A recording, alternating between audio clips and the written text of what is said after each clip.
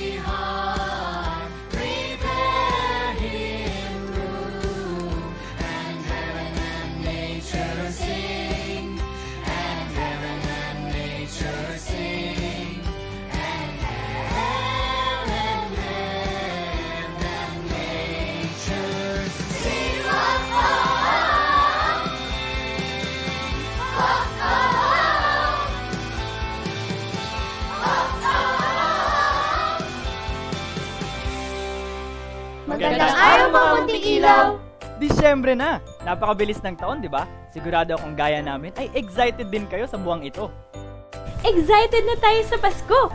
Pero bakit nga ba tayo looking forward sa Pasko, kids? Masaya ang Kapaskuhan para sa akin, Ate EJ, dahil buo ang aming pamilya.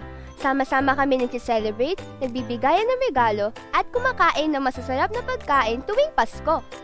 Ako naman looking forward sa Pasko dahil matatanggap ko na ang pinaka-hinihintay kong regalo galing kay Mama at Papa. Magaganda ang mga sinabi niyo, Ate Jael at Kuya Dennis. Pero, ito lang ba ang dahilan kung bakit mahalaga ang pagseselebra ng araw ng Pasko? Kuya Harvey, mahalaga po ang araw na ito dahil dito natin inaalala ang pagkasilang ng ating Panginoong Yesus. Siya ay isinilang upang ating maging tagapagligtas. Tama, Raj. Ang sabi nga sa Bible, "For God so loved the world that He gave His only begotten Son, that whosoever believeth in Him should not perish, but have everlasting life." Kaya't ano pang hinihintay natin? Tara, samahan nyo kami ngayong araw as we Celebrate the birth of Jesus Christ! Handa na ba kayong mag-aral ng salita ng Diyos? Kung oo, kuhanin na ninyo ang inyong Bibles. At ang ating pag-aaralan ay mula sa Luke chapter 2. Matanong ko nga, excited na ba kayo dahil malapit na ang Pasko? Siguro may promise sa inyo ang mama at papa ninyo, no? Alam ba ninyo na may napakadakilang pangako sa atin ang Panginoon? Sa araw na ito, malalaman natin kung paano niya tinupad ang kanyang dakilang pangako. Ayon sa Luke chapter 2, ng mga araw na yun, lumabas ang isang utos mula kay Augusto Caesar na magpatala ang lahat ng mga tao sa buong sanlibutan. Ito ang unang talaan ng mga mamamayan na ginawa ng si Cyrenius, ang gobernador sa Syria. Kaya naman, Nagsipuntahan ng mga tao sa kani-kanilang sariling bayan upang magpatala. Mayroong isang lalaki mula sa lahi ni David na nagngangalang Jose ang nagtungo sa Judea sa bayan ni David na kung tawagin ay Bethlehem. Galing pa siya sa Galilee mula sa bayan ng Nazareth. At kasama niya na magpapatala ang kanyang kabiyak na ang pangalan ay si Maria. Nung panahon na yon, si Maria ay may dinadalang bata sa kanyang sinapupunan. Alam ninyo ang susunod na nangyari? Habang sila ay naroon, dumating ang kaarawang dapat siyang manganak. Pero nung panahon na yon, sarado ang mga lugar na tinutuluyan ng mga tao. Wala silang lugar na matutulugan. Dahil wala ng lugar para sa kanila sa tuluyan, ipinanganak ni Maria ang panganay niyang anak na lalaki. Ibinalot niya ito sa lampin at inihiga sa isang sabsaban o manger. Sino ang nakakaalam kung ano ang manger o sabsaban? Ito ang lugar kung saan kumakain ang mga hayop. Nai-imagine niyo ba kung kayo ang baby na inihiga sa sabsaban? O kaya ang baby sister o baby brother ninyo? Nung panahon ding iyon at sa lupaing iyon, may mga nagpapastol ng tupa sa parang. Nagpupuyat sila sa pagbabantay sa kanilang mga tupang inaalagaan o kawan. Maya-maya, tumayo sa tabi nila ang isang anghel ng Panginoon. Nagliwanag sa palibot nila ang kaluwalhatian ng Diyos at sobra silang natakot. Sinabi sa kanila ng anghel, "Huwag kayong matakot, sapagkat narito, dinadalhan ko kayo ng mabubuting balita ng malaking kagalakan na siyang sasalahat ng tao, sapagkat ipinanganak sa inyo ngayon sa bayan ni David ang isang tagapagligtas. Siya ang Kristo, ang Panginoon." Sinabi pa ng anghel, ang tanda na masusumpungan ng mga pastol, ang isang sanggol na nababalot ng lampin at nakahiga sa isang sabsaban. Maya-maya pa, kasama na ng anghel na kausap nila ang isang malaking hukbo ng mga anghel mula sa langit. Sila ay nagpupuri sa Diyos at nagsasabi, "Luwalhati sa Diyos sa kataas-taasan at sa lupa'y kapayapaan, kabutihang loob sa mga tao." Nang lisanin sila at nagpunta ang mga anghel sa langit, nag-usap ang mga pastol. Sabi nila, "Halika, tayo ay pumunta na sa Bethlehem at tignan natin itong nangyari na ipinaalam sa atin ng Panginoon." Dali-dali silang pumunta at nasumpungan nila si Maria at si Jose at ang sanggol na nakahiga sa sabsaban. Nang makita nila yon, inahayag nila ang mga sinabi sa kanila tungkol sa sanggol na ito. Lahat ng nakarinig nito ay nagtaka sa mga bagay na sinabi sa kanila ng mga pastol. Habang si Maria naman, iningatan niya ang lahat ng mga pananalitang narinig at pinagbulay-bulayan ito sa kanyang puso. Nang bumalik ang mga pastol sa kanilang lugar, niluluwalhati at pinupuri pa rin nila ang Diyos dahil sa lahat ng mga bagay na kanilang narinig at nakita ayon sa sinabi sa kanila. Sa ating lesson na ito, tanungin ko nga kayo, ano ba ang pangako na tinupad ng Diyos? Tinupad ng Panginoon ang kanyang pangako na magsugo ng tagapagligtas. Walang iba kung hindi ang kanyang bugtong na anak, ang Panginoong Hesukristo. Ginamit ng Panginoon si Maria at Jose bilang mga magulang ng Panginoong Hesus dito sa lupa. Bakit kailangan natin ng tagapagligtas? Sapagkat ang sabi sa ating key verse sa Romans 6:23, sapagkat kamatayan ang kabayaran ng kasalanan. Tayo pala ay may hinaharap na kapahamakan dahil sa ating mga kasalanan. At kahit ano pa ang gawin ko o ninyo, hindi natin kayang iligtas ang ating mga sarili. Walang sino mang tao ang may kakayahang magligtas sa kanyang kapwa o kahit sa sarili niya dahil tayong lahat ay makasalanan. Pero, ang sabi sa sumunod na bahagi ng talata, Ngunit ang walang bayad na kaloob ng Diyos ay buhay na walang hanggan sa pamamagitan ni Kristo Jesus na ating Panginoon. Tanging ang Panginoong Jesus lang ang makapagliligtas. Siya na kaisa-isang anak ng Diyos na walang bahid kasalanan. Siya ay namatay sa krus, inilibing, at nabuhay muli upang tayo ay magkaroon ng kapatawaran sa ating mga kasalanan at magkaroon ng panibagong buhay. Buhay na katanggap-tanggap sa Ama sa langit at buhay na walang hanggan sa langit. Kapiling ang Panginoon. Yes, kapag nagwakas ang buhay natin sa mundo, pupunta sa langit ang lahat ng tumanggap sa Panginoong Jesus. Gusto niyo ba siyang tanggapin sa puso niyo bilang Panginoon at tagapagligtas? Gusto niyo ba na humingi ng tawad sa Kanya sa lahat ng mga kasalanang nagawa? Kung ganon, kayo ay yumuko at sundan niyo ang panalangin na ito mula sa inyong puso. Sundan niyo ito ha. Panginoong Jesus, inaamin ko po na ako'y isang makasalanan. Mapapahamak sa impyerno bilang kabayaran. Ngunit salamat po sa pag-ibig ninyo sa akin. Kayo ay namatay sa krus, inilibing, at nabuhay muli upang ako ay iligtas. Pinagsisisihan ko po ang aking mga kasalanan at tinatanggap po kita sa aking puso bilang sarili kong tagapagligtas at Panginoon ng aking buhay. Maraming salamat po sa regalo ninyong buhay na walang hanggan. Sa pangalan ni Jesus, Amen! Ang sabi sa salita ng Diyos, ang lahat ng tumawag sa ngalan ni Jesus ay maliligtas. Kung kayo ay tumawag at tumanggap sa pangalan ng Panginoong Jesus ngayon, kayo ay naligtas at pinatawad sa ating mga kasalanan. Isa puso natin ang key verse natin ha, mula sa Romans 6:23. Basahin nga natin ito ng sabay-sabay. Sapagkat kamatayan ang kabayaran ng kasalanan. Ngunit ang walang bayad na kaloob ng Diyos ay buhay na walang hanggan sa pamamagitan ni Kristo Jesus na ating Panginoon. Laging tatandaan ng mga aral at pangako na natututunan natin mula sa Diyos ha. Malapit na ang Pasko! Excited na ako sa monito-monito natin sa school. Sana makuha kong regalo ang wish kong magandang bag. Ako rin ay siguradong masaya ngayong Pasko kasi sabi nila Mommy and Daddy na ibibigay nila sa akin ang promise nilang Nintendo Switch. Basta ako, masaya na ako sa regalong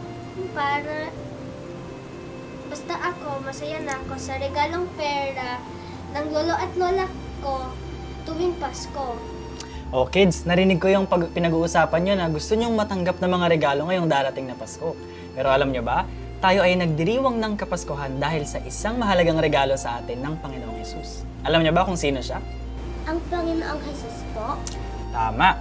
Ang Panginoong Jesus ay nagkatawang tao at ipinanganak sa mundo upang maging tagapagligtas. Sabi nga sa John 3:16, For God so loved the world that He gave His only begotten Son, that whosoever believeth in Him should not perish, but have everlasting life. Gayon na lamang ang pagmamahal ng ating Diyos sama sa atin, na ibinigay niya ang Panginoong Jesus upang mamatay sa krus at ating maging tagapagligtas. Kaya tuwing Pasko, hindi lang regalo ang nasa isip namin. Tama ulit, mas mahalaga pa yan sa kahit anong bagay na pwede nating makuha, katulad ng gadget, ng pera, ng bag, at kung ano-ano pa. Salamat po sa pagre-remind po sa amin, teacher.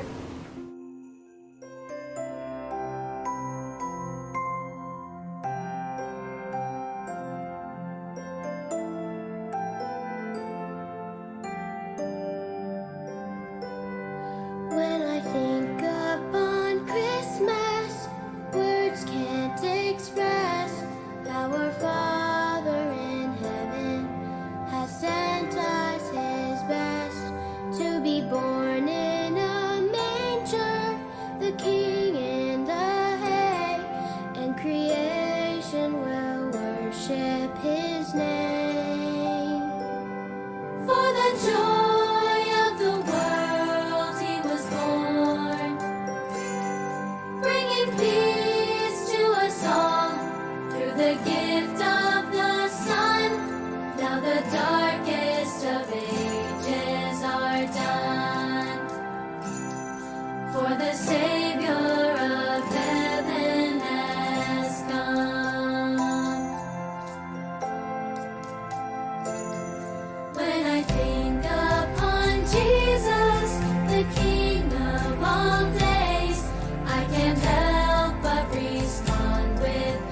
an offering of praise. Like the wise men and shepherds, I'll follow your light. Like the angels, I'll lift your name high. For the joy of the world he was born, bringing peace to us all through the gift of the Son. Now the darkest of ages are done. For the Savior of heaven has come.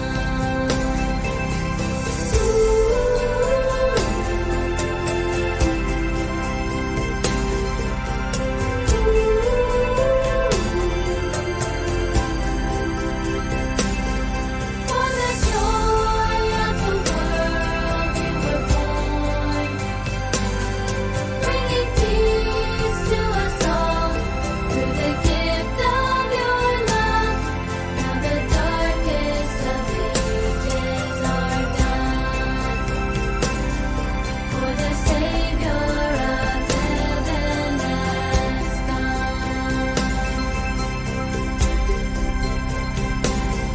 Now I look back in reverence to that holy night, for the God of the heavens had us on his mind. Let us sing of his glory, rejoice in his name. O Emmanuel, with us always, and forever his kingdom will reign. For unto us a child is born, unto us a son is given, and the government shall be upon his shoulder, and his name shall be called Wonderful, Counselor, the Mighty God, the Everlasting Father, the Prince of Peace. Isaiah 9:6.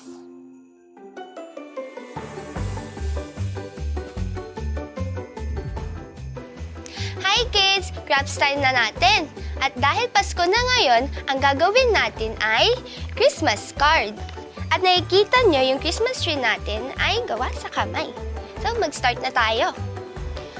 Ang kailangan natin ay white bond paper, colored marker or crayon, scissors, glue, and pencil, and colored papers. Then, simulan na tayo. Ang una natin gagawin ay ipo-fold natin into half ang white paper.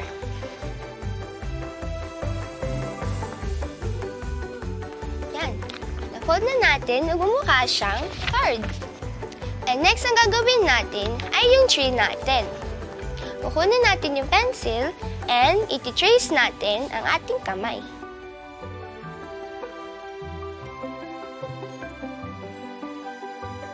As makikita niyo sa ilalim, hindi siya kompleto. So, ang gagawin natin, i-connect lang natin. Tapos, after nyan, gugupitin na natin.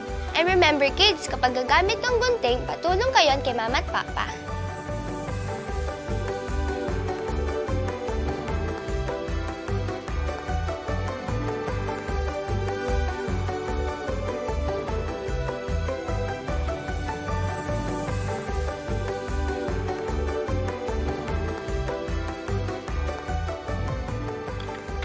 Ayan, nagupit na natin yung kamay. Ang next natin gagawin, bago natin idikit yung kamay, magdodrawing tayo ng trunk. Yung parang ganito. Ayan.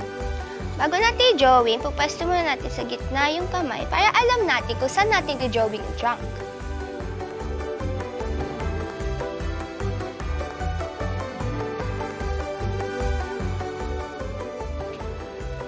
After natin i-drawing yung trunk, ididikit na natin yung kamay.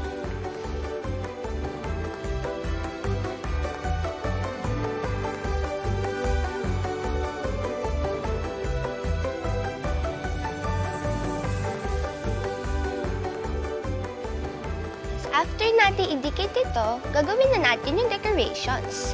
Kuha kayo ng iba't ibang colored na paper and Paggawa ng mga different kinds of shapes or circle para maging ornaments.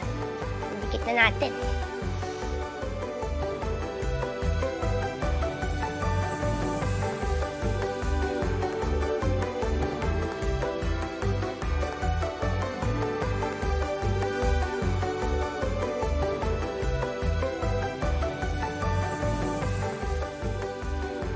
And yung last part na natin, magdi-drawing tayo ng star sa yellow paper.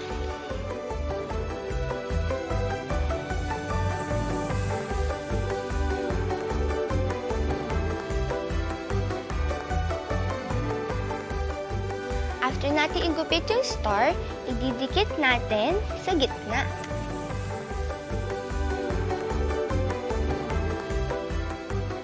Tapos na natin. And after nyo natapos ito, pwede kayo magsulat sa loob. And pwedeng ibigay kay mommy or sa friends. Bye-bye! Sana'y marami kayong natutunan sa ating Christmas episode ngayon, kids. At kahit excited tayo sa pagtanggap ng mga regalo ngayong Pasko, huwag natin kakalimutan ang pinakamalagang regalo mula sa Diyos. At sabi nga sa Bible, mula sa John 3:16, For God so loved the world that He gave His only begotten Son, that whosoever believeth in Him should not perish but have everlasting life. At mula sa amin dito sa mga munting ilaw, binabati namin kayo ng A blessed celebration of Christ's birth.